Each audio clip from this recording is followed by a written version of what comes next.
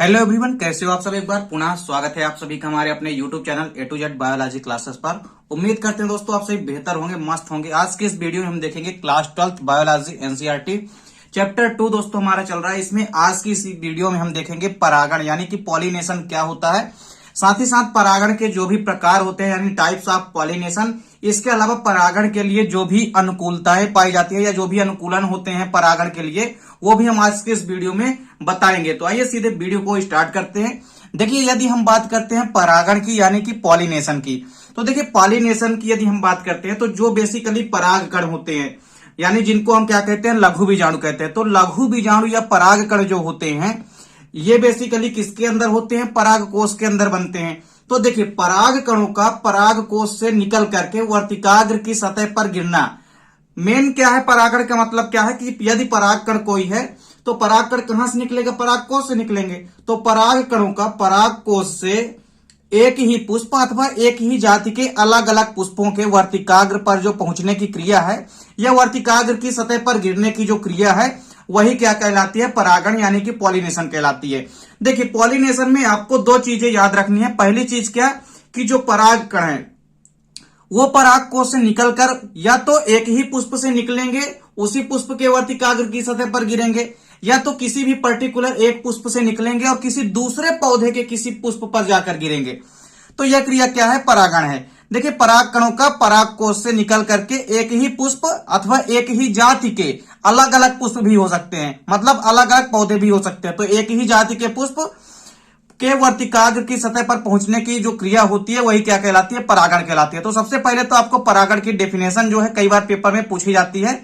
तो पराग कणों का पराग कोश से एक ही पुष्प अथवा एक ही जाति के अलग अलग पुष्पों के वर्तिकाग्र की सतह पर गिरने की जो क्रिया होती है यही क्या कहलाती है, परागण कहलाती है।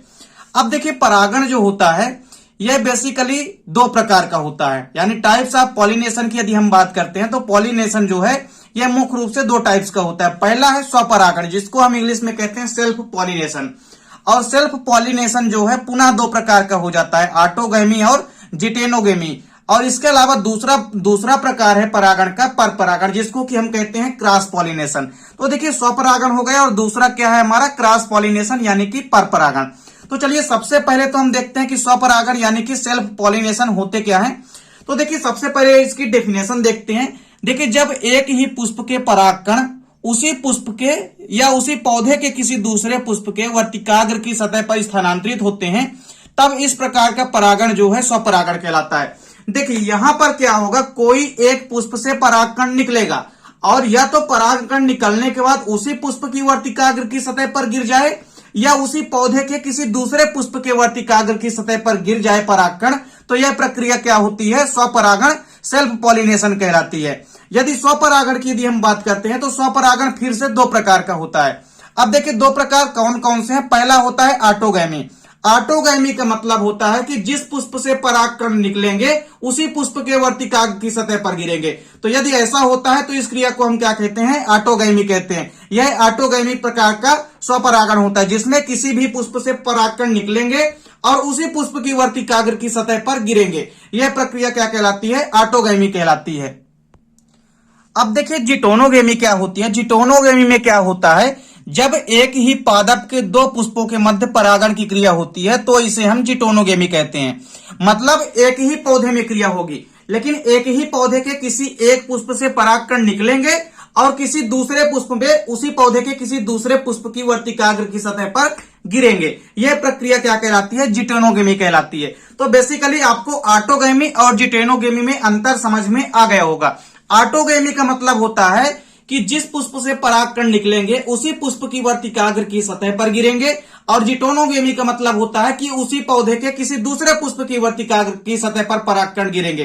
तो इस क्रिया को हम जिटोनोगेमी कहते हैं। बेसिकली जिटोनोगेमी की यदि हम बात करते हैं तो यह जो है अनुवांशिक तौर पर तो यह स्वपरागण होता है, यानी जेनेटिक तौर पर तो यह क्या है, स्वपरागण है, सेल्फ पॉलिनेशन है। लेकिन यदि हम इकोलॉजिकली इसे बोलें तो इकोलॉजिकली यह परपरागण के अंतर्गत आता है, यानी इसे इकोलॉजिकली हम क्या कहते हैं, परपरागण भी कह सकते हैं। देखिए अब हम बात करते हैं परपरागण की यानी कि क्रॉस पॉलिनेशन की। तो परपरागण को हम एलोगैमी या जीनोगैमी भी कहते हैं। बात करते हैं यदि परपरागण के डेफिनेशन की, तो देखिए परपरागण का मतलब क्या होता है कि जब किसी भी पुष्प के परागकण निकलेंगे, तो जब किसी एक पौधे से परागकण निकले, किसी एक पौधे के पुष्प से परागकण निकले और उसी जाति के किसी दूसरे पौधे के पुष्प की वर्तिकाग्र की सतह पर यदि परागकण गिरते हैं तो यह प्रक्रिया परपरागण कहलाती है। मतलब दो अलग अलग पौधे होंगे, एक ही जाति के होंगे, तो एक पौधे के किसी पुष्प से परागकण निकलेंगे और किसी दूसरे पौधे के पुष्प की वर्तिकाग्र की सतह पर जाकर के गिरेंगे, तो यह प्रक्रिया क्या कहलाती है? परपरागण कहलाती है, एलोगेमी कहलाती है या क्रॉस पॉलिनेशन कहते हैं।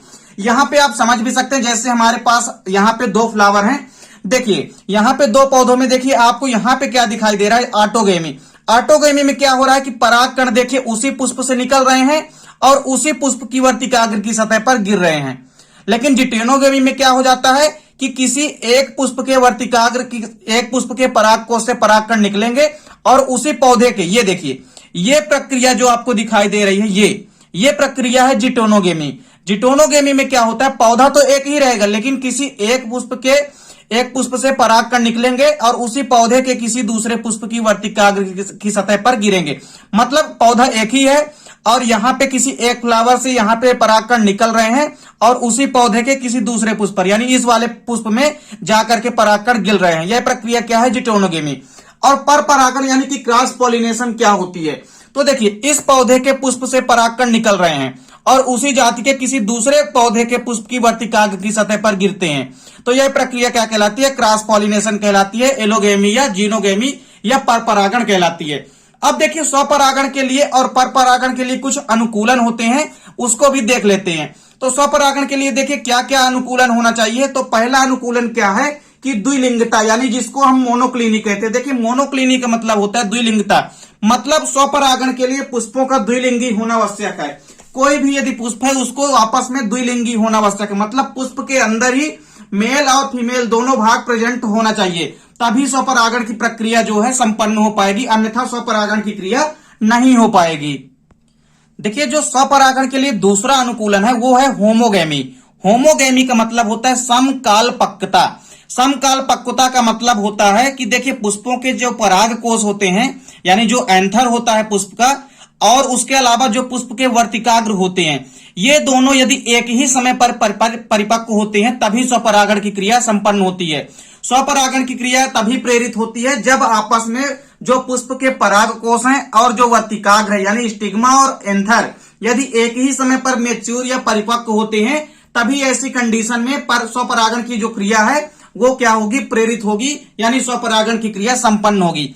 जैसे इसका सबसे बड़ी एग्जांपल है मिराबिलिस। मिराबिलिस जलापा का जो पौधा होता है उसमें समकालपक्वता होती है। इसके अलावा कैथेरैंथस का जो पौधा होता है उसमें भी समकालपक्वता यानी कि होमोगेमी देखने को मिलती है। देखिए इसके अलावा जो तीसरा अनुकूलन है वो है अनुन्मीलिता, मतलब क्लिस्टोगेमी। क्लिस्टोगेमी क्या होती है? देखिए कुछ पौधों में ऐसा होता है कि जो पुष्प तो क्या होते हैं? द्विलिंगी पुष्प बनते हैं लेकिन कभी भी खिलते नहीं हैं। देखिए कुछ पौधों में ऐसे द्विलिंगी पुष्प बनते हैं जो कभी भी खिलते नहीं हैं, और इस प्रकार के पुष्पों को ही हम क्या कहते हैं? क्लिस्टोगेमी कहते हैं। क्लिस्टोगेमी का सीधा मतलब है कि पुष्प तो द्विलिंगी बने लेकिन वो कभी खिलते नहीं है। जो पुष्प द्विलिंगी हो लेकिन कभी खिले ना, ऐसे पुष्पों को हम क्लिस्टोगेमी कहते हैं। और इसके कई सारे एग्जाम्पल हैं, जैसे कोमेलाइना जो होता है, बायोला और आक्जेलिस, इसके अलावा जंकस ड्रोसेरा, ये सभी के सभी एग्जाम्पल किसके हैं? क्लिस्टोगेमी के। इसके अलावा जो केमेलाइना का पौधा होता है, तो कोमेलाइना के पौधे में दो तरह के पुष्प होते हैं। एक पुष्प तो ऐसे होते हैं जो कभी नहीं खिलते और भूमिगत होते हैं। पुष्प दो ही प्रकार के होते हैं, कुछ तो भूमिगत होते हैं और कुछ जो है वायवीय होते हैं। तो एक पुष्प तो ऐसे होते हैं जो कि नहीं खिलते हैं, वो भूमिगत होते हैं, मतलब जमीन के नीचे होते हैं, और दूसरे पुष्प उस प्रकार के होते हैं जो खिलते नहीं है लेकिन ये वायवीय भाग में होते हैं, ये जमीन के नीचे नहीं होते हैं, वायवीय भाग में होते हैं।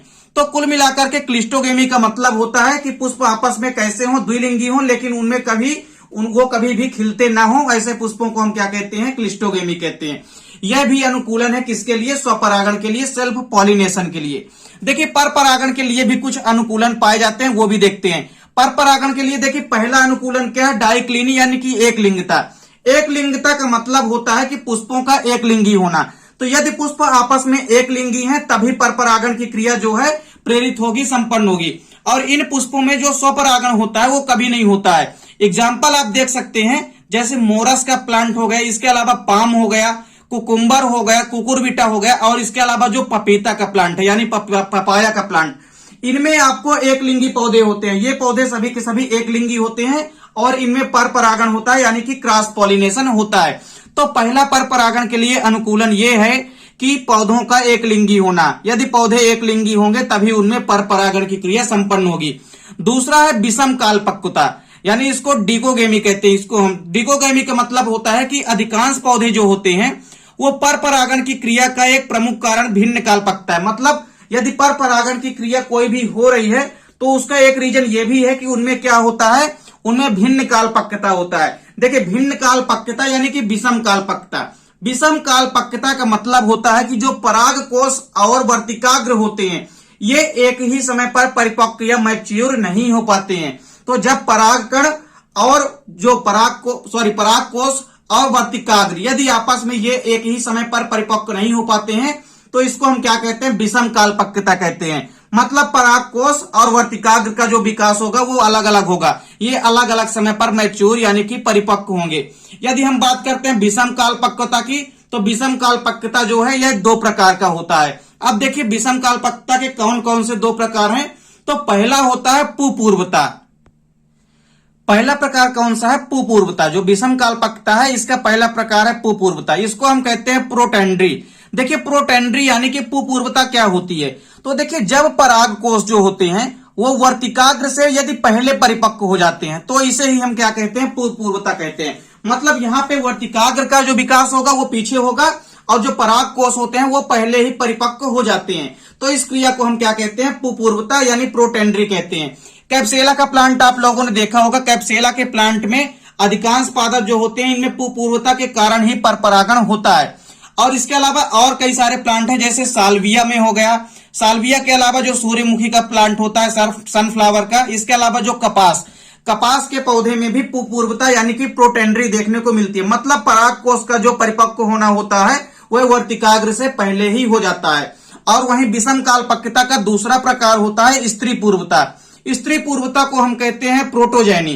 प्रोटोजेनी का मतलब होता है कि यदि वर्तिकाग्र जो है पहले परिपक्व हो जाती है किससे, पराग कोष से, तो इस प्रक्रिया को हम क्या कहते हैं, स्त्री पूर्वता कहते हैं। देखिए बेसिकली जो अंडप या पुंकेसर होते हैं ये पहले परिपक्व हो जाते हैं। देखिए अंडप से जो पुंकेसर होते हैं, यहाँ पे आपको एक चीज देखनी है कि जो वर्तिकाग्र होती है, वर्तिकाग्र तो पराग कोष से पहले परिपक्व हो जाती है। मतलब जो अंडप होते हैं वो पुंकेसर से पहले परिपक्व हो जाएंगे। इसे ही हम क्या कहते हैं, स्त्री पूर्वता कहते हैं। मतलब किसी भी अंडप का जो परिपक्व होना होता है वो पुंकेसर से पहले हो जाएगा। मतलब वर्तिकाग्र पर परिपक्व हो जाएगी किसकी अपेक्षा, पहले पराग कोष की अपेक्षा। देखिए कई सारे एग्जाम्पल हैं इसके, जैसे जो बरगद का प्लांट होता है फाइकस बेंगालेंसिस, और इसके अलावा जो अशोक का प्लांट होता है यानी फाइकस रिलीजियोसा, ये दोनों प्लांट ऐसे हैं जिनमें स्त्री पूर्वता देखने को मिलती है। मतलब इनमें प्रोटोजेनी देखने को मिलती है। इनमें वर्तिकाग्र का जो निर्माण होता है यानी वर्तिकाग्र का जो परिपक्वन होता है, स्टिग्मा का जो मैचुरेशन होता है यानी कि परिपक्वन होता है, वो किसके पहले हो जाता है, पराग कोष यानी कि एंथर के पहले हो जाता है। अब इसके बाद देखिए एक तीसरा अनुकूलन क्या है पर परागण के लिए, इसको हम बोलते हैं चेस्मोगैमी।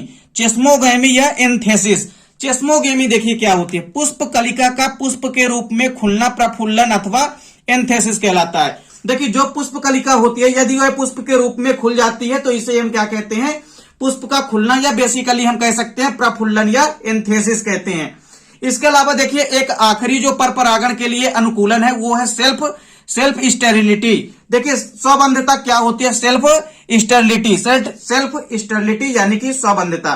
तो स्वबंधता क्या होती है, देखिए कुछ पौधों में क्या होता है कि एक पुष्प का जो परागकण होता है वह उसी पुष्प की वर्तिकाग्र पर पहुंचने पर भी अंकुरित नहीं होता है। इस दशा को ही हम क्या कहते हैं, स्वबंधता कहते हैं। और स्वबंधता जो होती है यह एक पैतृक गुण होता है जो कि जीन्स के द्वारा नियंत्रित रहता है। देखिए स्वबंधता की यदि हम बात करते हैं तो स्वबंधता का मतलब क्या होता है कि कुछ पौधे ऐसे भी होते हैं जिनमें पुष्प जो है परागण हो जाता है, उसके बाद भी जो उसके पराग कोष होते हैं वो अंकुरित नहीं होते हैं। मतलब यहाँ पे क्या है कि कुछ पौधों में क्या होता है कि एक पुष्प का जो परागकण होता है उसी पुष्प की वर्तिकाग्र पर पहुंचने पर भी अंकुरित नहीं होता है। मतलब परागकण यदि वर्तिकाग्र की सतह पर पहुंच चुके हैं उसके बाद भी परागकण परिपक्व नहीं हो पाते हैं, यही प्रक्रिया क्या कहलाती है? स्वबंधता, सेल्फ स्टेरिलिटी कहलाती है। ये चीजें आपको ध्यान में रखनी है। सेल्फ स्टेरिलिटी बेसिकली एक पैतृक गुण है, मतलब यह जो है पैतृक से यदि जनकों से, यह पुत्रों में भी होती है। और इसके अलावा यह प्रक्रिया जो होती है जिन्सों के द्वारा नियंत्रित होती है। कई सारे एग्जाम्पल हैं यहाँ पे स्वबंधता के, जैसे पिटूनिया का जो पादप होता है, इसके अलावा मालवा तथा चाय, आर्किड, अंगूर व पैसिफ्लोरा नाम के जो पादप होते हैं, इनमें स्वबंधता यानी कि सेल्फ स्टेरिलिटी देखने को मिलती है।